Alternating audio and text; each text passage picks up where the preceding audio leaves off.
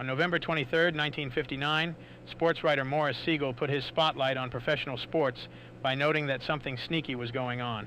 First, it was Dallas pulling out of our Continental League, and then it was the Twin Cities ditching the American Football League. Morris called the withdrawal of these two franchises no accident.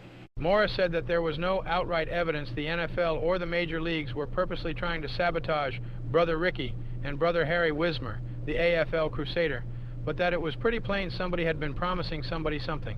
The Twin Cities group claimed to have 10 votes going for the showdown vote on its franchise approval, but this wasn't enough. Under the current Constitution, it required unanimous consent, but the Twin Cities group said that the Constitution would be amended to make their entry, along with Houston's, sure pop. The upshot of the whole thing seemed to be this: both the NFL and the majors, probably the American League, were definitely headed toward expansion.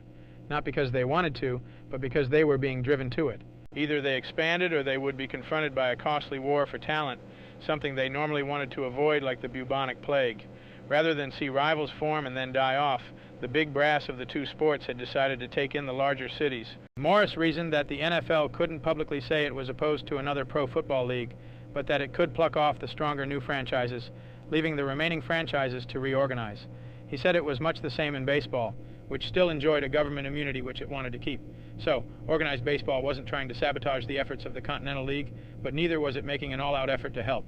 Meanwhile, over yonder in Atlanta, Major Sports Incorporated, the steering head of the city's drive for Continental League baseball, took its biggest step that day by presenting proposed stadium plans at a luncheon meeting, whose invitation list included Fulton County legislators. This marked the first time officials of the county or city had attended any major sports function.